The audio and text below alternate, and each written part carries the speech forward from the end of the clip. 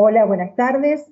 Bienvenidos a estas primeras jornadas pedagógicas 2024. Realmente esperamos que sean las primeras y que podamos tener continuidad con otros participantes, pero siempre contando con su presencia. Bueno, buenas tardes a todos, muy bienvenidos.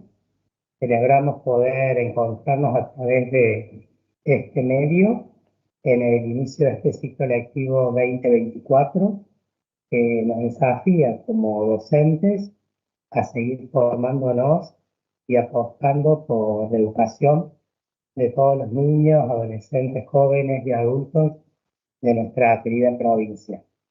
Les acerco el saludo de nuestro ministro de Educación, el doctor Horacio Ferreira, nuestro gobernador, el doctor Martín Zardora, y en ellos a todo el gabinete provincial, comprometidos en la mejora, en que este año juntos podamos desafiarnos para mejorar y consolidar los logros que se vienen trabajando en estos años, tanto innovar en la mejora. Así que agradecidos a Gabriela Pérez y a toda la Secretaría de Innovación, Desarrollo Profesional y Tecnologías en la Educación, con quienes a diario contaremos para esto, para la mejora y para una mejor propuesta educativa en todo nuestro ministerio. Bueno, muchas gracias, Luis. Esperamos que esto sea una convocatoria que nos llame a pensar en torno a esos conceptos nodales de la gestión. Por eso vamos a trabajar en torno a conceptos como escuela posible, capacidades fundamentales, bienestar educativo, educación para el desarrollo sostenible, educación STEM ampliada, tecnologías en la educación. Esperamos que estos conversatorios que organiza el Ministerio de Educación de la provincia de Córdoba a través de la Secretaría de Innovación, Desarrollo Profesional y Tecnologías en Educación, pueda generar un espacio propicio para la reflexión en torno a esos conceptos y que a la vez favorezca la apropiación de esos marcos conceptuales para las prácticas escolares a partir de instancias de este estilo, ¿no? Que son instancias de formación que no son de carácter obligatorio, pero que sí son acreditables. Estamos proponiendo estas 3 jornadas. La primera jornada que comenzamos hoy, Escuela Posible y Capacidades Fundamentales, con la participación de 2 conferencistas, Mauro Di María, suelo cambiar el nombre y el apellido, pobre Mauro, y Hugo Labate. Aproximadamente serán encuentros de 80 minutos. La segunda jornada, Sentidos y Rumbos, Bienestar Educativo y Gestión Territorial, contaremos con la presencia de 2 especialistas también, la licenciada Eugenia Escoco y la licenciada Sandra Nicastro. Y en la tercera jornada, el próximo jueves 22, a partir de las 18 también, en torno a Sentidos y Rumbos, centralidad de los aprendizajes. Los voy a estar acompañando en cada una de estas jornadas. Vamos a tener también la presencia de los diferentes secretarios y subsecretarios de este ministerio para que también puedan ir reconociéndolos y conociéndolos a través de este medio, de esta cuestión de virtualidad, que es la modalidad elegida para esta instancia. Sí está previsto una posibilidad de certificar estas jornadas pedagógicas. A ver, pensamos en 2 de 3 de estas jornadas que ustedes puedan certificar, acreditar su asistencia. Para eso vamos a tener disponible un formulario, como ya anticipaba, una placa a través del chat del canal de transmisión. Por un formulario van a poder acreditar su asistencia. Para, a los fines de certificar las 20 horas, ustedes necesitan al menos certificar 2 espacios, 2 jornadas, y aprobar una instancia de evaluación. Para poder resolver la consigna, les vamos a estar compartiendo hoy ya esa consigna de trabajo para que la puedan ir pensando a medida que van, analizando los conceptos que proponen cada uno de los conferencistas invitados. La consigna de trabajo se relacionan con las categorías propuestas para estas jornadas: escuela posible, bienestar educativo, capacidades fundamentales, educación STEM ampliada, educación para el desarrollo sostenible, tecnologías en educación. Para ello van a tener que identificar una de las conferencias y dentro de esa conferencia algún tema o desarrollo que resulte de su interés en relación con esas categorías que acabo de enumerar. Van a tener que explicitar la conferencia que han elegido y la categoría que van a abordar. En un segundo momento, elaborar un texto en el que reflexionen acerca de cómo su rol y su práctica diaria se ven interpelados por esa presentación y por la categoría seleccionada, considerando, por ejemplo, preguntas del estilo ¿de qué manera esta presentación amplió mis conocimientos? O cuestionando a lo mejor, ¿por qué no?, alguna de las afirmaciones que sostienen los invitados. Porque acá no se trata de un espacio sagrado de verdades absolutas, sino de un punto de partida para compartir la palabra y que después debe continuar en otros espacios institucionales. Como aparece ahí en la placa, se reitera cuál es la consigna, cuáles son los puntos de esa consigna y las pautas de presentación. Ustedes consideren que les va a llegar, contemplen que les va a llegar al término de la última jornada un correo a la dirección que ustedes registraron cuando registren hoy su asistencia, con la posibilidad de subir a modo de tarea la resolución a esta consigna. Entonces van a tener un mes, porque hasta el 22 de marzo van a poder hacer el envío de esa respuesta, ¿no? Bueno, esto como para cerrar las cuestiones más administrativas, que a veces resultan las cuestiones más odiosas en estos encuentros, pero que entendemos también que generan, bueno, movimiento, inquietudes, y que es bueno resolver desde el inicio.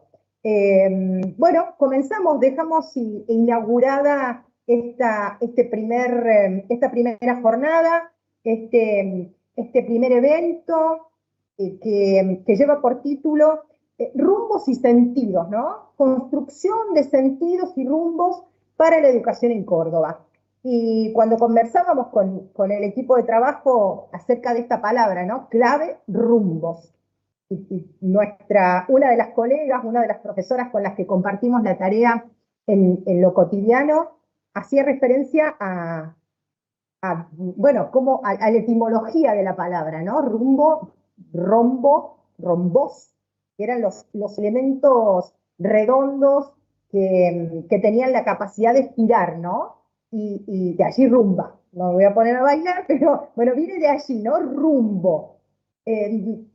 Girar, se relaciona, es cada uno de los sentidos que puede tomar la rosa de los vientos. Y me parecía como muy acertada la metáfora para poder ponernos en el lugar en el que nos encontramos hoy pensando los sentidos y rumbos para la educación en Córdoba. Los marineros lo sabían bien, ¿no? Esto de encontrar el rumbo, ¿sí? En esa inmensidad del mar tenía que ver con poder orientarse. Ese rumbo lo que les permitía era fijar el norte como referencia y emprender el camino hacia ese horizonte. Y hoy cuando pensamos en la construcción de sentidos y rumbos para la educación en Córdoba, en este caso el horizonte que tenemos a la vista es la escuela posible, ¿no? Esa escuela posible que como definimos desde el documento, es la que consolida logros y emprende desafíos. Esa escuela posible es la que desde su singularidad, desde su idiosincrasia, identifica, ¿sí?, ese rumbo, identifica el norte y planifica desde ahí las acciones que van orientadas a la consecución de ese rumbo. Y, digamos, utilizando esta analogía, también, que nos permite la palabra rumbo, podríamos pensar en cuáles son los instrumentos de navegación de las escuelas. Y sin duda, los instrumentos de navegación al interior de cada una de las escuelas, en este marco de la escuela posible, es el plan educativo institucional, es el proyecto curricular institucional. Y por eso nos parece importante comenzar este ciclo con estos conversatorios, ¿no? Discutiendo, compartiendo ideas, compartiendo la palabra en relación con el rumbo, porque hacerlo desde un conversatorio que a lo mejor puede que parezca como incoherente, a ver, un conversatorio cuando el otro no tiene del todo habilitada de manera constante la palabra, pero en realidad lo que nos interesa es empezar a hacer circular la palabra en torno a esos conceptos nodales a los que hacíamos referencia antes, ¿no? Ver estos espacios como la oportunidad de compartir la palabra, siendo muy enfáticos en que esto no es un depositario de verdades absolutas, ni nuestra palabra, ni la palabra de los conferencistas, pero sí lo que pretendemos es que estas palabras lleven a nuevas conversaciones, lleven a nuevos intercambios en cada uno de los grupos docentes, en cada una de las instituciones. Que de esta manera podamos, mirar cuál es el rumbo, ¿sí? Que las reflexiones que promuevan las conferencias de hoy puedan ser parte de ese camino que nos permite evolucionar. Y si bien cuando estamos en ese proceso de evolución, ¿no? Uno de los ejes de la escuela posible, ustedes los han podido ver, han podido leer el material y lo han estado trabajando, tiene que ver con el eje de la evolución. No nos sirve repetir esquemas ya aprendidos, no nos sirve repetir saberes, digamos, ya cuestiones aprendidas o esquemas ya sabidos. Sí son importantes para nutrirnos y desde allí construir nuevas oportunidades. Sin duda, si algo es la escuela posible, es una escuela viva, ¿sí? Que aprende de la experiencia, pero que convoca a pensar en lo que sigue, en ese camino, en ese rumbo, desde la particularidad institucional, ¿no? Pero esto requiere, si bien seguimos hablando del plan educativo institucional, de los proyectos de mejora, del proyecto curricular institucional, sin duda el pensar la escuela desde su singularidad requiere visiones, lentes, paradigmas, acciones, estrategias renovadas, ¿sí? Entonces, se trata la escuela posible propone volver a pensar la escuela, ¿sí? Aquello que hace que la escuela sea escuela, dirán el núcleo duro y demás, pero también aquello que hace que nuestra escuela, que yo pueda identificar nuestra escuela en el conjunto de todas las escuelas, pero a la vez volver a pensar también todo aquello que hoy nos desafía, nos interpela y nos exige respuestas creativas, ¿no? Eso, sin dudas, si bien nuestra escuela es esta escuela con esta historia, el contexto es nuevo, las urgencias son nuevas, los desafíos son nuevos, ¿no? Y la propuesta de escuela posible, que vamos a abordar hoy como gran temática, pero a la vez que va a atravesar cada una de las conferencias que vamos a compartir, no la proponemos como, no se trata de un modelo prototípico, ¿sí? Es, sí, de modos de ser, de estar, de vivir, de cada una de las instituciones y de aprender y de enseñar. Y en realidad esa escuela posible es la suma de todo lo que sí se puede hacer en la escuela a pesar de ese contexto, de esas urgencias y de esas necesidades. Y por lo pronto, por todo eso precisamente es este concepto de escuela posible, es este marco de acción el que se nos abre, hace que lo que acontezca de aquí en más en la escuela sea un horizonte de oportunidades. Entonces, con esta idea en mente, ¿no? Que acá no hay verdades absolutas, que acá empezamos a abrir la palabra, compartir la palabra para que ustedes la continúen los intercambios en cada una de las escuelas de los distintos niveles y modalidades del sistema educativo provincial. Los invitamos a escuchar a nuestro primer conferencista, Mauro Di María. Mauro Di María es licenciado en psicopedagogía y especialista en gestión educativa. Cuenta con una vasta experiencia en diseño y gestión de proyectos socioeducativos. Ha desempeñado varios cargos en la gestión pública. Ocupó el último cargo de subsecretario de Gestión y Calidad Educativa del Ministerio de Educación de la Nación entre 2021 y 2023. Es docente de nivel superior y capacitador en diversas temáticas en el país y en el extranjero. Trabajó como formador de equipos directivos y supervisores en las provincias de Chubut, Neuquén y Santa Cruz. Actualmente es el director ejecutivo del proyecto Hacer Escuela de la Organización de Estados Iberoamericanos para la Educación, la Ciencia y la Cultura, OEI, Oficina Argentina. Bueno, Luis, le damos la posibilidad ahí a Pablo de poner a disposición de todos entonces la conferencia.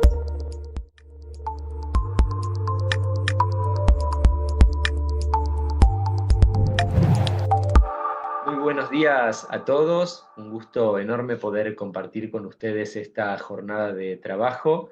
En principio quiero agradecer al Ministerio de Educación de la provincia de Córdoba la invitación y la posibilidad que me dan de compartir con ustedes estas instancias, estos espacios de formación de cara al inicio del ciclo lectivo 2024. Para mí siempre es un gusto poder ser parte de estas propuestas de formación que en definitiva nos invitan a volver a mirar, a revisitar el trabajo que hemos llevado adelante hacia el interior de las escuelas y nos invitan también a animarnos a pensar qué escuela queremos, a pensar qué escuela queremos y podemos construir, en definitiva, en la escuela posible, ¿no? Bueno, el encuentro de hoy se trata un poco de esto, de poder pensar con ustedes cómo transitar desde la escuela el camino de la mejora. He tenido la posibilidad de leer un documento sumamente interesante que han elaborado desde el Ministerio y que tengo entendido ya han compartido con toda la comunidad educativa, que se llama La Escuela Posible, escuela que consolida logros y emprende la mejora. Me ha parecido un documento sumamente interesante porque da cuenta del posicionamiento ideológico desde el que se piensa la política pública en educación para el ámbito de la provincia y sobre todo la mirada, ¿no? La concepción que se tiene acerca de la escuela y las posibilidades de que esa escuela, repito, mejore, se transforme. Quiero rescatar de este documento algunas ideas con las que comparto, profundizar algunos conceptos que espero les sirva, les sea útil para poder planificar el ciclo lectivo 2024 y para fortalecer, por supuesto, sus propios proyectos educativos institucionales. En principio quiero destacar esta idea de una escuela posible que consolida logros. Y quiero destacar esta idea porque claramente una escuela posible no es una escuela que pretende transformarlo todo.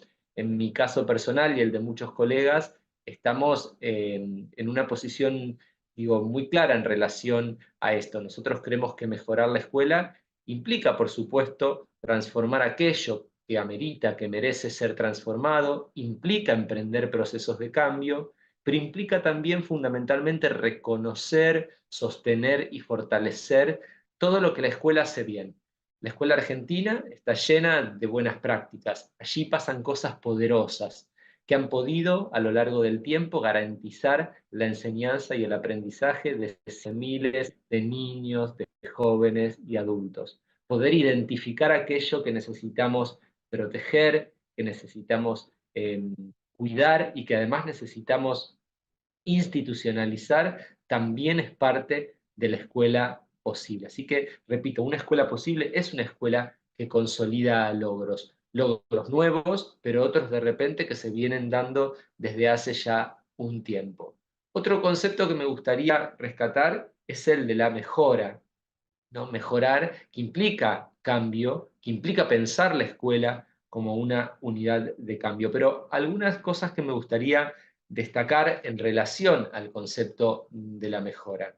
En principio, que ese proceso no es un proceso que se da de una vez y para siempre.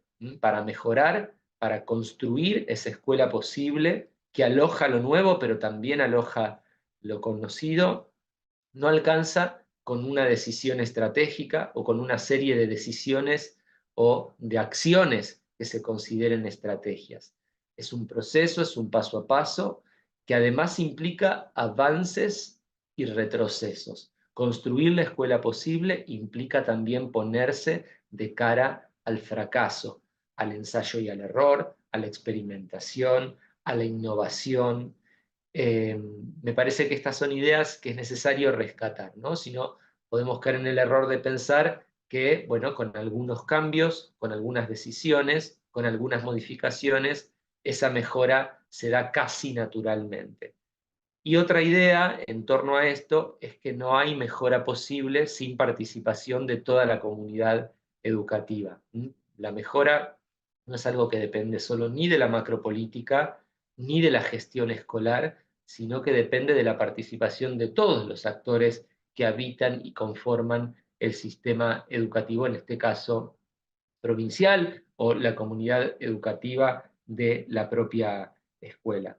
Recién lo dije, pero quiero repetirlo, construir la escuela posible implica, por supuesto, las decisiones y las estrategias que se llevan, que se promueven desde la macropolítica, pero también implica poder pensar la escuela, poder pensar la institución educativa como una unidad de cambio. Las cosas que hacemos todos los días cuando gestionamos, las cosas que hacemos todos los días cuando habitamos el aula y enseñamos, las cosas que hacemos en la escuela, los que la transitamos cotidianamente, tienen mucho que ver en estos procesos de mejora, tienen mucho que ver en la construcción de esta escuela posible. Por supuesto que destacamos el rol de los equipos directivos, que destacamos la conducción institucional, el gobierno de la escuela, porque nos parece que es una condición necesaria para que estas cosas pasen. De hecho, aquello que hacen o dejan de hacer los directores y directoras es altamente condicionante de todo lo que ocurre en la escuela, incluso en el espacio más íntimo que tiene la escuela, que es el espacio del aula, ¿no?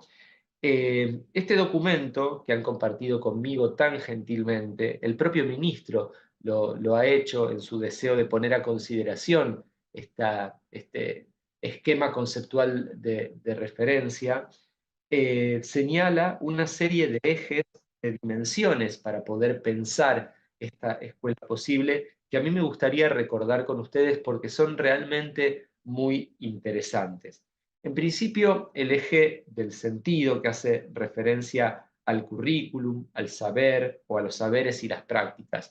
Yo diría que este eje nos invita a reflexionar sobre algo tan trascendental como la misión de la escuela, ¿no? ¿Para qué está la escuela? ¿Para qué sirve la escuela? Y en ese sentido, ¿cómo logramos una escuela que pueda enseñar saberes socialmente significativos que por supuesto están de alguna manera determinados en los núcleos de aprendizaje prioritarios? Y todo lo que ocurre en torno a la reflexión acerca de lo que hacemos para darle sentido a las prácticas de gestión y a las prácticas de enseñanza de la escuela. La dimensión del sentido, ¿no? El propio documento considera que en esta dimensión, en la dimensión del sentido, en la escuela posible los docentes se comprometen con la reflexión sobre los diseños curriculares oficiales para construir a partir de ellos un currículum institucional situado y desarrollarlo en la singularidad de sus salas, de sus aulas y de sus cursos. Esto, en síntesis, quiere decir que en la escuela posible, desde el eje del sentido, los docentes pensamos y reflexionamos acerca de aquello que enseñamos, ¿no? Que no pensamos la transmisión como una cuestión mecánica, como una cuestión rutinaria, sino que hay una problematización acerca de los contenidos que transmitimos, de las habilidades y las destrezas que pretendemos nuestros alumnos desarrollen a partir de nuestras clases. El sentido de la escuela está siempre puesto en tensión. Ustedes saben que vivimos un tiempo de muchas transformaciones y la sociedad está debatiendo, digamos, cuál es la misión de la escuela en un mundo, perdón, donde claramente la institución educativa ha perdido el monopolio en la concentración y divulgación, circulación de la información que nosotros pensamos es socialmente significativa. Allí quiero rescatar qué nos dice Silvina Birz en relación a esto. Ella dice que en un mundo justamente signado por las transformaciones, signado por la pérdida del monopolio por parte de la escuela, de la concentración de la información socialmente significativa, la escuela cumple funciones que son indelegables. La primera, la enseñanza de textos complejos, a leer, a escribir y por supuesto a poder apropiarse por parte de los alumnos de textos complejos. Silvina nos dice justamente que esto hace a la misión de la escuela. Por otro lado, la enseñanza de las ciencias desde una perspectiva escolar, ¿no? El acercamiento de la ciencia y del método científico a los alumnos, ¿no? La enseñanza o el desarrollo de la capacidad de inferir, de anticipar, de combinar variables, de construir hipótesis. Todo esto es indelegable, esto hace a la misión, digamos, de la escuela, hacia el sentido de la escuela, la enseñanza de la lectura y escritura de textos complejos, la enseñanza de digamos, las ciencias o el conocimiento científico. Silvina incorpora allí una dimensión muy interesante que es la de la alfabetización digital, cómo la escuela hoy puede ayudar a partir del ingreso de las nuevas tecnologías a la escuela y al aula, puede enseñar a vincularse con la tecnología, puede ayudar a que los alumnos pasen de ser consumidores pasivos a consumidores inteligentes de la tecnología. Y otra cosa, digo, otra función que es indelegable de la escuela es la enseñanza de los valores democráticos, ¿no? Es el enseñar a poder vivir en comunidad, todo lo que nosotros entendemos como el desarrollo de ciudadanía. Entre las dimensiones que aparecen en el texto Escuela Posible, para volver un poquito a este documento madre, hablábamos del sentido, hablamos también del contexto, que tiene que ver con el ambiente y el clima institucional, para mí una condición necesaria realmente para poder transitar el camino de la mejora. Hoy hablábamos de la participación de todos, abrir el juego a la participación de la escuela mejora el clima institucional y recuerden que nadie puede sentirse parte de aquello en lo que no participa. Para mí es un eje clave el del ambiente y el clima institucional. En una escuela donde hay demasiadas tensiones, donde se habita permanentemente el conflicto, es casi imposible o muy dificultoso pensar en términos de futuro, pensar en términos de mejora, pensar en términos de innovación, de transformación, de escuela posible. Otro eje tiene que ver con el de la evolución, y allí ustedes incluyen, por un lado, las relaciones con la familia y la comunidad, clave también para poder transitar el camino de la mejora, relaciones con la comunidad que deben de ser planificadas, deben estar contenidas en el propio proyecto educativo institucional y deben ser gestionadas desde la conducción de la escuela. No es algo que debe de darse espontáneamente, creo que tiene que ser parte de la estrategia general de gobierno de la escuela.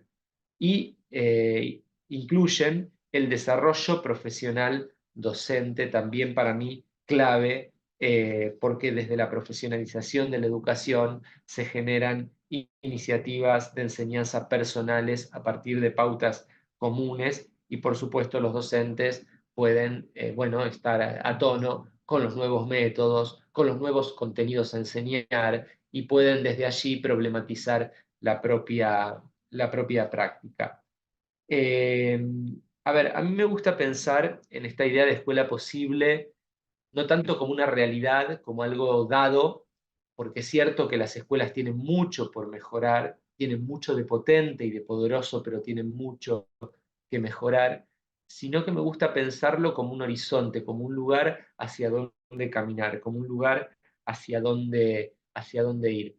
Una escuela donde los alumnos ingresan sin ser discriminados, donde pueden avanzar en tiempo y en forma de un grado al otro, donde, como decíamos hoy, se enseñan valores democráticos, donde todos los alumnos y todas las alumnas aprenden a su tiempo, a su ritmo, pero lo hacen en una escuela centrada en la enseñanza y en el aprendizaje. Y tanto para poder construir la escuela posible como para poder construir la buena escuela, el rol de los equipos directivos es clave para que esto ocurra. Equipos directivos que sabemos están sobrecargados de trabajo, que tienen agendas realmente muy complejas, agendas que están asignadas por la administración del sistema de roles en la escuela, por las relaciones institucionales, por el manejo muchas veces de presupuesto, por la conducción de los procesos de evaluación, pero equipos directivos que, si no están consustanciados con su trabajo y entienden la enorme responsabilidad que implica el gobierno de la escuela, difícilmente puedan promover estos procesos. A mí me gusta poner en el centro de la escena el rol de los equipos directivos, como lo hace a lo largo del documento Escuela Posible. Y en ese sentido siempre destaco lo importante de la tarea de los equipos de conducción durante el mes de febrero. Quiero rescatar esto porque ustedes saben que estamos de cara al inicio del próximo ciclo lectivo. Un mes clave para poder pensar cuáles serán los puntos de la mejora, cuáles serán los nudos sobre los que vamos a trabajar en los procesos de mejora que vamos a emprender para caminar hacia esa escuela posible. Y esto vamos a poder hacerlo si revisitamos a conciencia el camino recorrido, si podemos analizar los logros y los fracasos también que hemos tenido el año anterior, el ciclo lectivo inmediatamente anterior, teniendo por supuesto como referencia el proyecto educativo institucional. Equipos directivos que durante el mes de febrero se animan además a pensar qué pasó con las diferentes trayectorias educativas de sus alumnos, y esto implica caracterizar las problemáticas de cada alumno y de cada alumna. A partir de ello, y por supuesto en un trabajo articulado con los docentes, revisar las didácticas, revisar los encuadres generales de trabajo, pensar caminos recorridos, estrategias particulares para acompañar las trayectorias en riesgo, para acompañar a aquellos alumnos y alumnas que han planteado alguna dificultad en sus procesos de aprendizaje. Implica fortalecer el vínculo con las familias en relación a las problemáticas que han identificado, y a partir de allí reeditar las estrategias de evaluación para, el trabajo con los alumnos y con las alumnas en relación a las problemáticas identificadas. Me parece que el mes de febrero es un mes para reposicionarse los directores y las directoras como líderes pedagógicos, como profesionales que no solamente abrazan la dimensión administrativa en la escuela, sino que están verdaderamente preocupados por la enseñanza y el aprendizaje. Y esto implica para mí poder involucrarse con los tres pilares fundamentales que tiene todo proceso de enseñanza y aprendizaje. Por un lado, con la planificación docente. Involucrarse, sí, como director, como directora, en la planificación docente, en la construcción de esas hipótesis de trabajo que funcionarán como mapa de navegación a lo largo de todo el ciclo lectivo. Por otro lado, involucrarse con la gestión de la clase propiamente dicha, poder proponer estrategias para dinamizar la clase, proponer la incorporación o la inclusión de nuevos recursos didácticos. Una vez que las clases están en marcha, animarse a ingresar al aula para poder hacer un aporte que ayude justamente a esto, a potenciar y a dinamizar la dinámica en el aula. Y el otro pilar que tiene que ver con la evaluación, poder involucrarse para que la comunidad educativa reflexione, problematice cuáles son los criterios de evaluación, el para qué de la evaluación, los instrumentos de la evaluación. Si nosotros logramos que esto ocurra en febrero, poder mirar lo que hemos logrado el ciclo lectivo anterior, fortalecer el proyecto educativo institucional, identificar las estrategias, las trayectorias educativas en riesgo, pensar estrategias de abordaje a esas trayectorias educativas y logramos involucrarnos con los tres pilares fundamentales del proceso de enseñanza y aprendizaje, la planificación, la gestión de la clase y la evaluación, creo que estamos fortaleciendo el rol pedagógico de los equipos de conducción y estamos mucho más cerca de esa escuela posible que todos añoramos. Que como dije al principio, y con esto vamos cerrando, es una escuela que no pretende transformarlo todo. Es una escuela que rescata los logros, que los fortalece, que los profundiza, que los institucionaliza, pero que también se anima a poner en el centro de la escena, a poner sobre la mesa aquello que merece ser transformado, aquello que merece ser cambiado, aquello que merece ser revisado.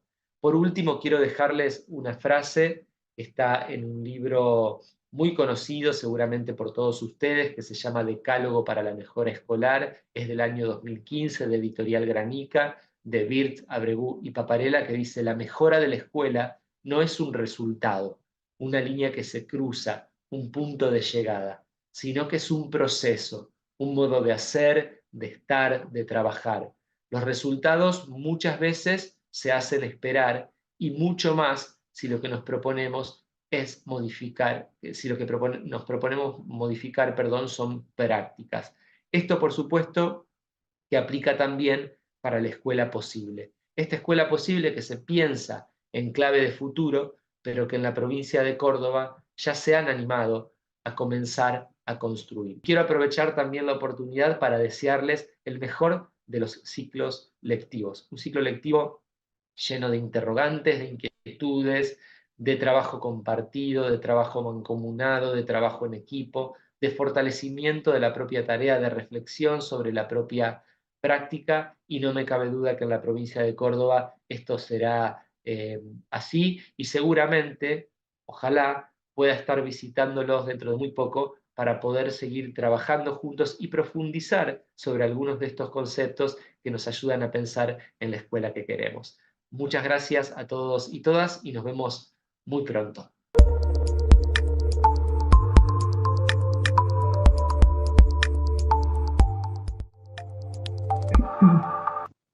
Mauro Di María nos propone entonces repensar esos ejes y dimensiones sobre los que se construye la escuela posible a partir de una serie de funciones que él define como propias de la escuela, ¿no? Yo iba tomando nota. La enseñanza de textos complejos y su apropiación, de la ciencia y el método que les es propio, la enseñanza de lo digital en relación con el pensamiento crítico, la construcción de ciudadanía a partir de valores democráticos. Y me parecía, bueno, hacer una mención especial a la cuestión de la planificación. Él dice como una carta de navegación. Y si bien habla de la planificación en un sentido más restringido a una situación de aula, con ello volvemos a la idea de rumbo, ¿no? Y en sentido más amplio, ese rumbo y esas cartas de navegación entendidas como el PEI y el PCI, y estos en relación con los diseños curriculares jurisdiccionales. Los invitamos a ir tomando nota bueno, de aquellas temáticas o aquellas cuestiones que resulten de su interés para poder seguir discutiendo, acordando, apropiándose de estos conceptos al interior de cada una de las instituciones educativas de nuestra provincia. A los fines de calmar la ansiedad respecto de la asistencia, hemos visto ahí en el formulario que es para preguntas, algunos presentes, entonces queremos dar cuenta de que ustedes si van al video, donde está el canal, hay allí dos enlaces, la posibilidad de dos enlaces, ahí Pablo nos está ayudando desde la parte técnica para que ustedes puedan ver que hay dos links, ¿no? Uno uno ingresa para formular preguntas sobre la disertación, porque la intención es también no solo continuar el diálogo entre nosotros, sino tener la posibilidad de que estos conferencistas que nos acompañaron de manera asincrónica puedan estar presentes en otra instancia y dar cuenta de las respuestas a las dudas que dejó esta primera presentación. Y el segundo enlace, allí sí tienen un link de acceso para poder cumplir con la asistencia. Va a aparecer en alguna un cartel, creo que bien llamativo, amarillo, que va a indicar que se abre la posibilidad de registrar la asistencia y ahí van a tener que ingresar a este último link, ¿sí? El que dice asistencia y no formulario de preguntas. Bien, vamos dando continuidad a la segunda presentación prevista para esta primera jornada, y es el turno de Hugo Labate. Hugo es licenciado en Ciencias Químicas y especialista en Metodología de la Investigación Científica y Tecnológica, profesor de la Universidad Nacional de Lomas de Zamora y de la Universidad Católica del Uruguay. A lo largo de su desempeño profesional ha desarrollado una especialización transversal en temas educativos, se desempeña actualmente como asesor para el diseño y la implementación de planes estratégicos de mejora de los aprendizajes en ciencias, matemática, inglés y pensamiento computacional del Ministerio de Educación de la Ciudad Autónoma de Buenos Aires. Fue director nacional de coordinación pedagógica y director de diseño de aprendizajes del Ministerio de Educación de la Nación. Ha coordinado equipos de UNICEF y es consultor en educación para UNESCO. Hugo va a repasar e ilustrar el concepto de capacidades fundamentales. Un concepto que para nuestra provincia no es nuevo, nosotros lo venimos proponiendo como perspectiva ya hace más de una década, y bueno, aquí lo retomamos, lo ayornamos, actualizamos la descripción de cada una de esas capacidades, y vamos a estar acercando un material sobre capacidades fundamentales, sobre el desarrollo de las capacidades fundamentales y la progresión, además de la necesidad del abordaje recursivo y institucional de esta temática. Pero ahora le damos la palabra a Hugo en la próxima conferencia.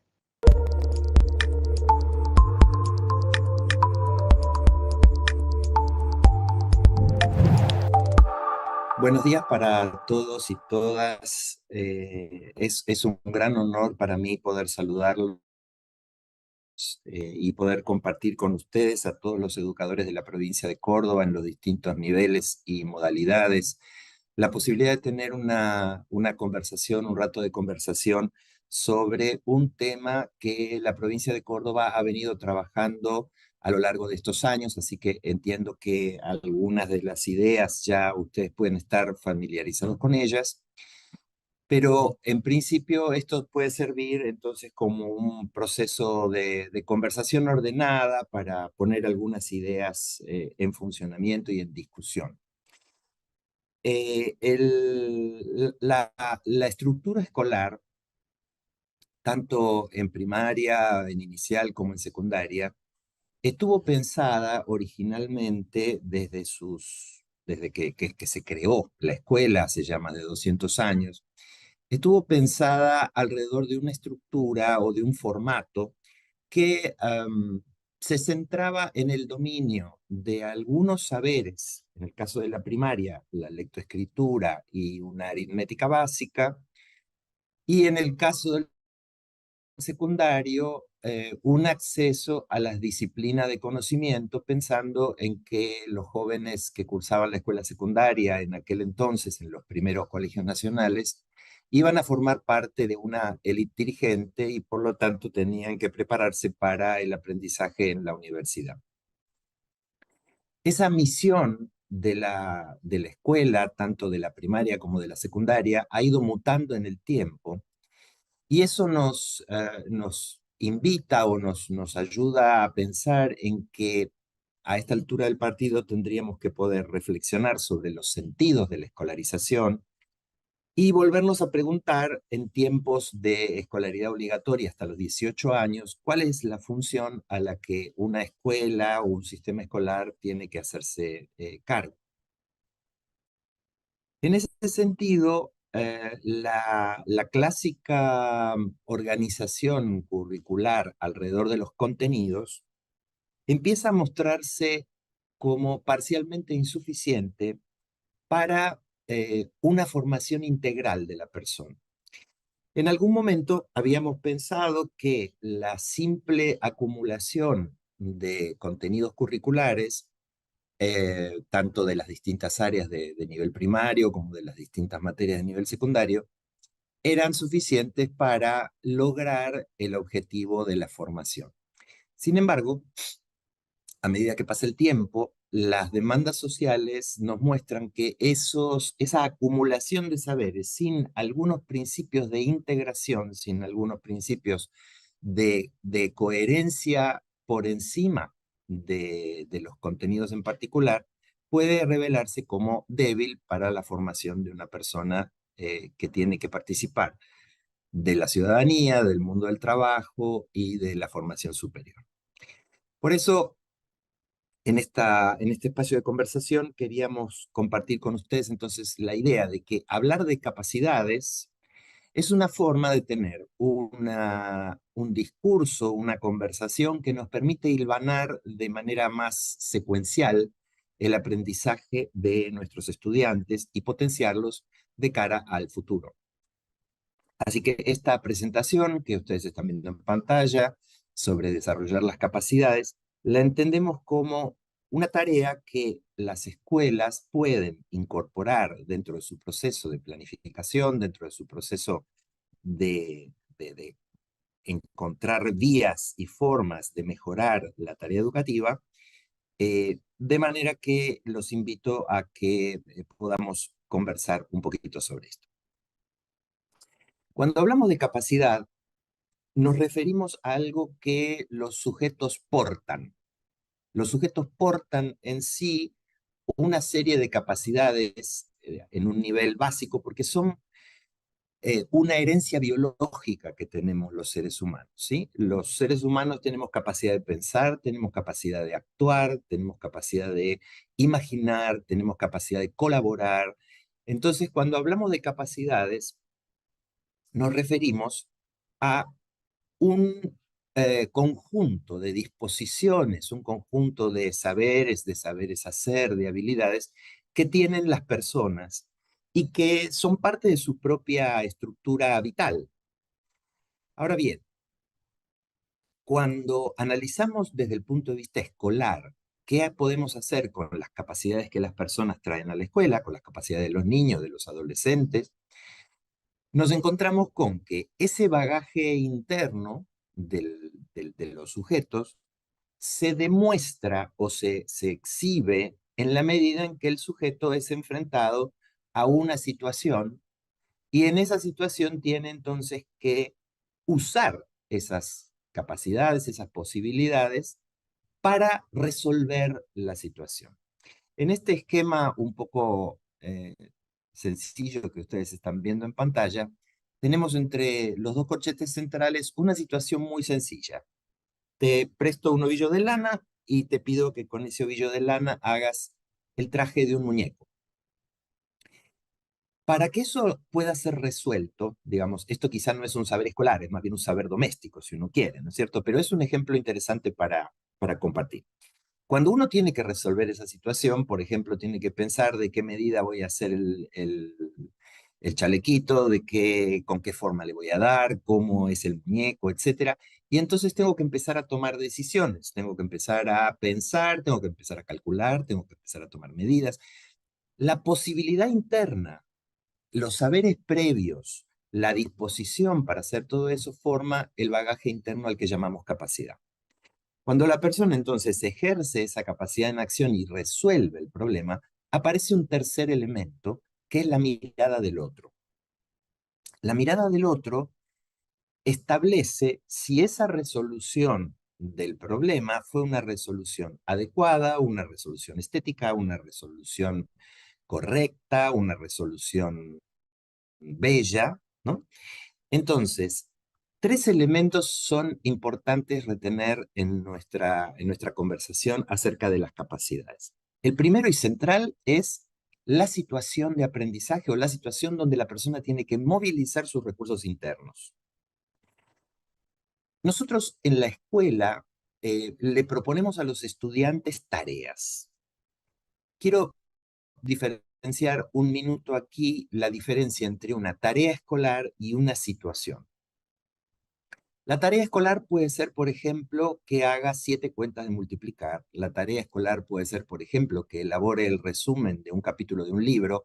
La tarea escolar puede ser que conteste 10 preguntas de un cuestionario. La tarea escolar puede ser que construya una pista con un robot, digamos. Esas son tareas escolares. Ahora, no siempre las tareas escolares reúnen las condiciones necesarias para hacer situaciones que movilizan las capacidades. Por ejemplo, si estoy multiplicando, haciendo 7 cuentas de multiplicar, estoy ejercitando una habilidad práctica de cálculo, pero no hay ahí un desafío más allá de hacerlo más rápido o hacerlo con mayor precisión. Lo mismo si me piden contestar 10 preguntas de un cuestionario. Esas tareas no producen un nivel de desafío suficiente porque están perfectamente cerradas y definidas, no hay incertidumbre. Hay que resolver las 7 cuentas, hay que hacer el resumen. En cambio, las situaciones de aprendizaje que movilizan las capacidades humanas y que, por así decir, las cosquillean, son aquellas situaciones que no están del todo bien definidas. Aquí yo le propongo a la persona que a partir de una materia prima haga un objeto, pero ese objeto puede tener muy diversas formas según quien interprete la situación. Lo mismo, por ejemplo, si trabajamos como a veces hacemos en la escuela, si le proponemos a los estudiantes un proyecto de arte. Entonces, por ejemplo, les proponemos que creen una teatralización de una situación, etcétera, pero no le damos demasiada más información que el objetivo. Entonces ahí es necesario poner en movimiento las capacidades, es necesario poner en uso saberes, habilidades, disposiciones y encontrar una resolución para esa situación que puede ser muy diferente de alumno en alumno. No estoy pidiendo un producto estándar. Las capacidades muestran lo que cada persona tiene adentro y en ese sentido, las producciones de los estudiantes cuando resuelven situaciones son producciones personales. Y es ahí cuando el docente, a la hora de evaluar esa producción personal como el tercer elemento que tenemos aquí en la mirada externa, es cuando el docente tiene que tener unos parámetros o criterios de qué tipos de resoluciones son aceptables, qué tipo de resoluciones son destacadas, qué tipo de resoluciones merecen una felicitación. Entonces, hablar de capacidades implica pensar la tarea escolar alrededor de situaciones provocativas, situaciones desafiantes para el estudiante, que no sean simplemente la automatización de algún procedimiento que hemos aprendido en clase. No estoy en contra de la automatización. Está muy bien saber multiplicar, está muy bien responder preguntas. A lo que me refiero es son diferentes niveles de desafío. En un caso estoy afinando una destreza y en ese caso está muy bien. Es parte de un entrenamiento, de un subsistema de nuestro saber, pero las situaciones que producen el desarrollo de las capacidades son un tanto más desafiantes. En ese sentido, entonces, vamos a pensar cuál es la relación entre las capacidades y los conocimientos.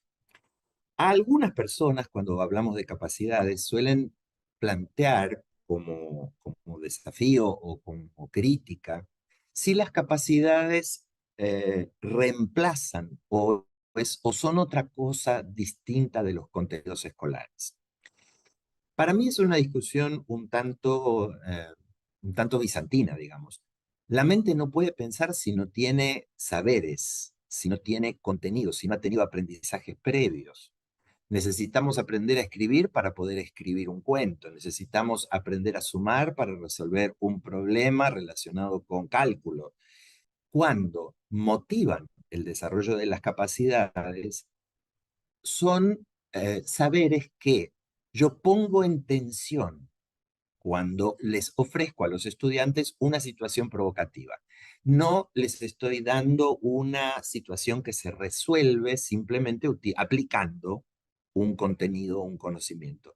Les estoy proponiendo que utilicen sus capacidades cognitivas, sus posibilidades afectivas, su capacidad de interactuar con otros, su capacidad de moverse para generar junto con lo que tienen en memoria, en su saber de aprendizaje previo, poder aprender, poder resolver la situación que les ofrecemos como docentes. Entonces, en resumen, las capacidades requieren de los contenidos para poder manifestarse. Sin embargo, el mero tratamiento de los contenidos no siempre logra provocar el desarrollo de la capacidad. Yo puedo enseñar un contenido de forma memorística. Le puedo pedir a los estudiantes que reproduzcan el conocimiento memorizado. O puedo enseñarles una técnica y puedo pedirles que reproduzcan la técnica y evaluar si la técnica está bien hecha o no. Pero eso no necesariamente desarrolla la capacidad. Eso genera elementos que quedan en el archivo de la persona y que podrían eventualmente colaborar con el desarrollo de una capacidad si les planteo una situación lo suficientemente interesante para que puedan movilizarlos. Entonces, en el caso de ustedes que trabajan en las escuelas de la provincia, yo tengo para ustedes, les propongo 4 elementos a la discusión, 4 mensajes, si me perdonan lo pomposo del término, ¿no? 4 elementos para la discusión que pueden ayudarnos a pensar el esquema o la idea de capacidad en función de lo que pasa en cada una de las escuelas. En primer lugar, las capacidades son desarrollos de largo aliento. Es decir, no puedo desarrollar una capacidad en una clase o en un bimestre. Es un proceso que se desarrolla a lo largo de toda la vida escolar del estudiante. Y entonces, no puedo imaginarme, por ejemplo, que los estudiantes se van a volver escritores competentes si yo no planeo a lo largo de toda la trayectoria escolar desafíos de nivel creciente para que hagan productos escritos o productos comunicacionales, si ustedes quieren. De la misma manera, si yo quiero que los estudiantes aprendan o desarrollen la capacidad de trabajar con otros, de colaborar, entonces Eso va a tener que ver con la edad de los sujetos. La posibilidad de colaborar en nivel inicial, la posibilidad de colaborar en el nivel primario, la posibilidad de colaborar en el nivel secundario, van evolucionando. Y si yo, a la hora de mirar la trayectoria escolar de un sujeto, me preocupo por desarrollar esa capacidad de trabajar con otros, le voy a ir proponiendo a los grupos de estudiantes niveles de desafío crecientes y situaciones cada vez más desafiantes o demandantes que promuevan el desarrollo de esa capacidad. Entonces, disponer de un esquema de capacidades, como tiene la provincia de Córdoba, ustedes las conocen mejor que yo, están en un documento que ha circulado por ahí, del orden, son 6 o 7. Esas capacidades, como relacionadas a la comprensión, relacionadas al trabajo con otros, relacionadas a la resolución de problemas, relacionadas a la vida en el mundo digital, todas esas capacidades, necesitamos que en conversaciones interniveles e intraniveles podamos generar proyectos de trabajo a lo largo de toda la escolaridad que promuevan el desarrollo de esas capacidades fundamentales que la provincia ha definido. Necesitamos entonces como elemento de trabajo o como estrategia de trabajo la posibilidad del diálogo, la posibilidad de la coordinación entre niveles, la posibilidad de la coordinación a nivel de las supervisiones, la posibilidad de la coordinación a nivel de los equipos docentes de las escuelas, para podernos hacer la pregunta: ¿cómo vamos a desarrollar la capacidad de comprensión de nuestros alumnos a lo largo de estos 6 años de escuela primaria? ¿Cómo vamos a desarrollar la capacidad de estos alumnos de trabajo compartido, de resolución de problemas a lo largo de estos 6 años de escuela secundaria? ¿Cómo lo vamos a hacer como institución? ¿Sí? Para eso entonces tenemos que dialogar, tenemos que pensar juntos y planificar este desarrollo teniendo en cuenta que las capacidades son logros de largo plazo del individuo. Un contenido se puede aprender en una semana. Una habilidad se puede aprender en un mes, según qué tipo de habilidad sea, con repetida práctica y entrenamiento.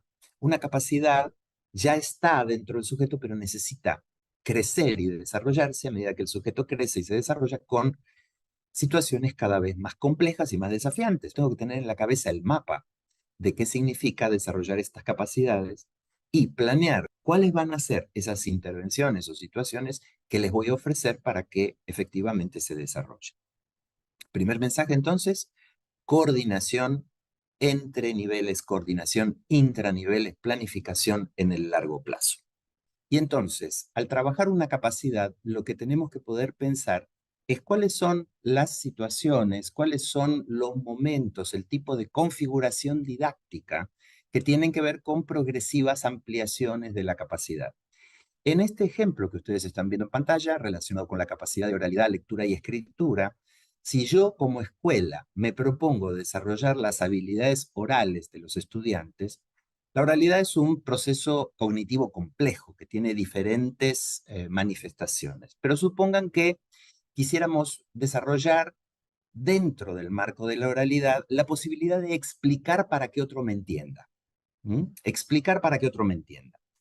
A medida que ustedes ven en la diapositiva, con los niños pequeños, explicar para que otro me entienda adquiere unos niveles de dificultad muy sencillos. Por ejemplo, poder explicarle a otro qué es lo que voy a hacer, anticiparle qué es lo que voy a hacer. Para un niño de nivel primario, por ejemplo, ya puedo explicar dando ejemplos de qué pasaría si, puedo utilizar la imaginación para dar explicaciones.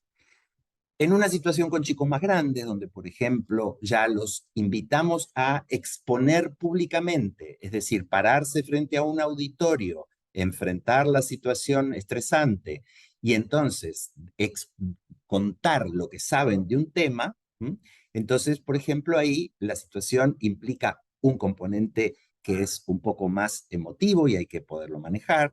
Y en una exposición, por ejemplo, con los jóvenes más grandes, cuando tienen que debatir, y entonces hay que poder argumentar, hay que poder explicar, hay que poder responder una pregunta que no anticipé, todos estos son ejemplos de progresiva complejización de escenarios donde yo trabajo sobre algún componente de la capacidad y puedo, por lo tanto, ir encontrando formas o desafíos que son proporcionales a la edad. El tercero de los mensajes que quería compartir con ustedes es relacionado con la enseñanza. ¿Qué hacemos como docentes? ¿Qué hacemos como maestros? ¿Qué hacemos como profesores para desarrollar las capacidades? Bueno, en primer lugar, una de las cosas que hemos encontrado que favorece el desarrollo de las capacidades es involucrar al propio alumno en saber qué es lo que estamos haciendo.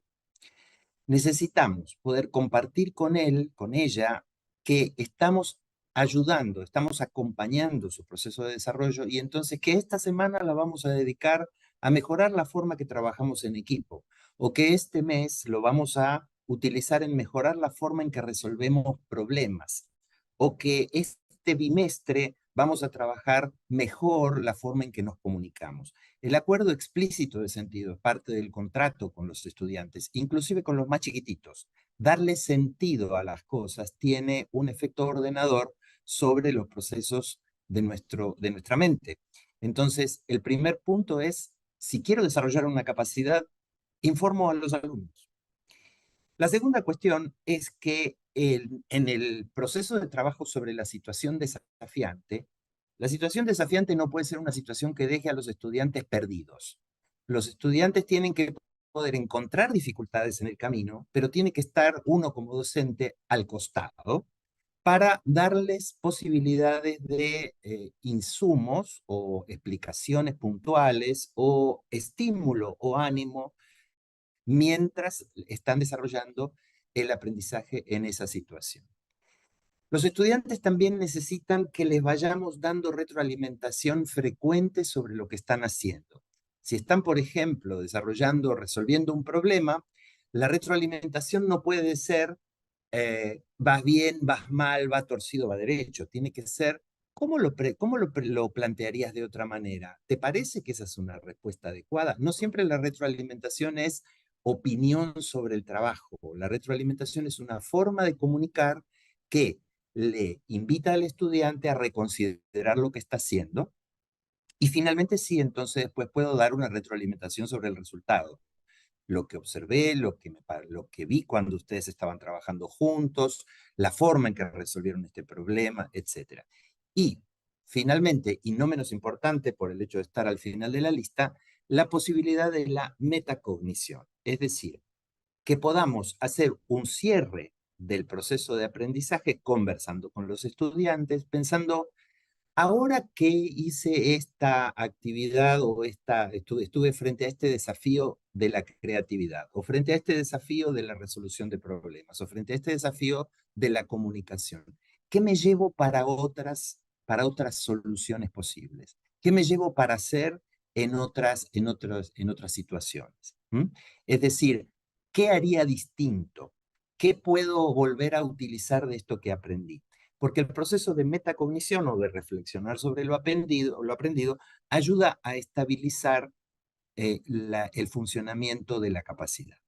Entonces, en resumen, para nuestros colegas docentes, cuando quiero trabajar el desarrollo de una capacidad, mi espacio como docente no es el que explica, el que expone, el que asigna un ejercicio, el que asigna una tarea. Eso es para otros momentos, cuando estoy construyendo conocimiento que luego se va a utilizar en la resolución de la situación más compleja. Aquí mi rol es, vamos a hacer esto, nos ponemos de acuerdo en lo que queremos hacer, yo los estoy acompañando, les estoy brindando información a lo largo del proceso de trabajo y finalmente pensamos entre todos qué es lo que anduvo bien, qué es lo que anduvo mal, qué es lo que tendríamos que hacer y pasamos el link. Ese tipo de intervención es una intervención docente diferente a la que estamos acostumbrados en muchos casos y por lo tanto necesitamos nosotros como docente practicarla también porque es una capacidad docente en este caso. Y el último mensaje. El último mensaje en relación con la evaluación. Podríamos decir que la evaluación en la escuela, la evaluación en tanto determinar si el estudiante aprendió o no aprendió, sigue unas pautas o unos patrones a los que estamos acostumbrados a través de instrumentos de evaluación clásicos, como por ejemplo la prueba escrita, la interrogación, etc. Ahora, ese tipo de evaluación me permite saber o estimar si el estudiante logró determinados logros particulares. Como decíamos al principio, que el desarrollo de las capacidades es un proceso de largo plazo, uno no puede decir nunca que un determinado estudiante alcanza o no alcanza la capacidad. Lo que uno puede decir es que la capacidad efectivamente evolucionó, que la capacidad efectivamente mejoró, que ahora la persona comunica mejor, que ahora la persona crea mejor, que ahora la persona se mueve mejor en el mundo digital, que ahora la persona resuelve mejor problemas. Entonces, no es lo mismo evaluar si algo se sabe o no se sabe, que evaluar si la capacidad ha progresado o no. Eso significa, desde nuestro punto de vista, tener unos instrumentos para el registro de cómo avanza un estudiante, un grupo de estudiantes respecto de una determinada capacidad, en formas que nos permitan ver si hay evolución del individuo del grupo en el mediano plazo. Y para eso hay que mirar dos cosas. Cuando los invitamos a participar de una situación desafiante, hay que mirar el proceso mediante el cual la abordan y hay que mirar el producto al que llegan. Siempre es una evaluación de producto y de proceso. Y para eso necesitamos crear los instrumentos de registro de información, necesitamos tener una rúbrica o necesitamos tener una simple tabla de cotejo donde determinados aspectos observables los vamos registrando, los vamos señalando, y en ese sentido nos permiten dar después una buena devolución a los estudiantes. Con esto estamos entonces terminando esta presentación. Vamos a dejar de compartir la pantalla y así entonces podemos saludarnos. Creo que tener una lógica de desarrollo de capacidades en la escuela es una oportunidad. Es una oportunidad para aumentar la coherencia del proceso educativo, es una oportunidad para dialogar con los colegas docentes, es una oportunidad para tener formas de integrar la trayectoria escolar a lo largo de los ciclos y a lo largo de los niveles de la educación. Y es una oportunidad para nosotros como docentes para desarrollar formas más provocativas de enseñar, formas más ricas de enseñar y que hacen que nuestros estudiantes sientan que están mejorando, sientan que están avanzando.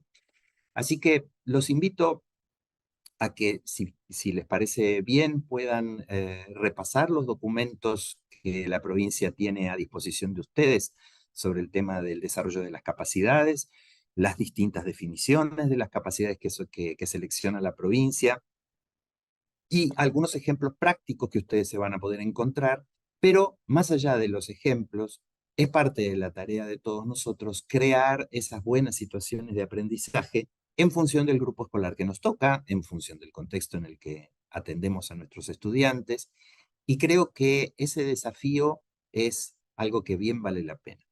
Les deseo a todos un excelente inicio de año escolar 2024 y que todos sus estudiantes puedan entonces estar participando en un proceso que los haga crecer intelectualmente y desarrollarse como personas para toda la vida. Un saludo cordial.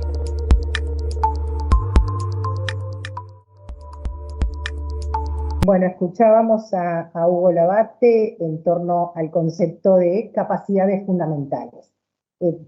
Digamos, tomando nota de las ideas fundamentales y realmente refuerza esta cuestión de que la intervención docente para el desarrollo de capacidades sin duda implica un trabajo recursivo y explícito, ¿no? Eso fue uno de sus aportes. Y también refiere dos consideraciones fundamentales que no debemos perder de vista, ¿no?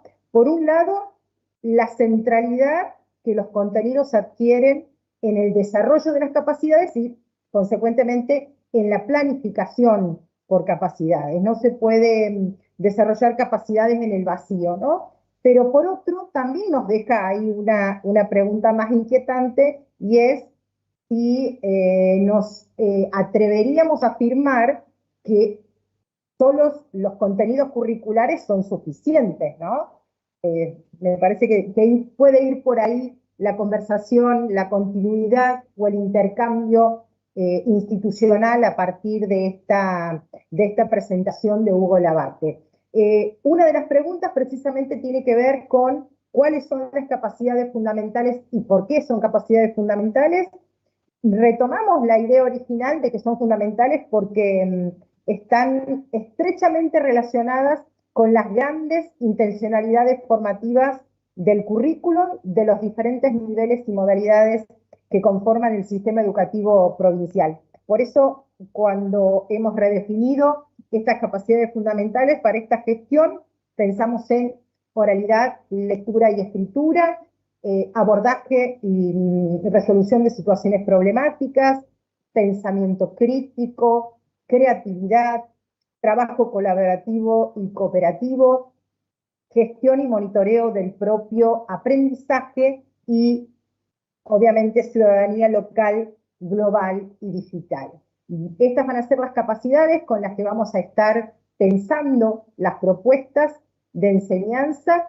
Como decía Hugo allí, crítico, por ejemplo, se desarrolla, pero a partir de contenidos y saberes que son fundamentales, ¿no? Algunas de las otras preguntas tienen que ver, y sería muy bueno que estas preguntas las retomaran en cada una de las instituciones, ¿no? ¿Por qué escuela posible en lugar de escuela deseable? Tiene que ver con que uno no lo plantea en términos de utopía, sino que posible es aquello que realmente tiene mayores posibilidades de acontecer porque hace una lectura real del contexto, de la historia institucional, de la historia curricular, de las potencialidades profesionales, y no plantea algo utópico, sino posible, realista. ¿Cuáles son los contextos reales para una escuela posible? Uno no puede definir contextos ideales, ¿sí? Y el contexto real es aquel en que está enclavada cada una de las instituciones.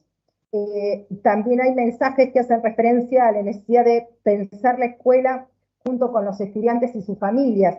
Si ustedes han avanzado en el análisis del documento sobre escuela posible, han tenido acceso a un dispositivo de análisis de esa complejidad institucional con estas preguntas o estos interrogantes que permitían valorar las diferentes dimensiones y ejes en las cuales pensamos la complejidad de la escuela, ¿no? Entonces, está bueno recuperar de ese material aquellas preguntas de cada uno de los ejes para avanzar en un proceso de autoevaluación institucional que sin dudas permita identificar aquellos logros para consolidarlos, pero también tener claridad respecto de los desafíos para poder enfrentarlos y para poder pensar las transformaciones institucionales.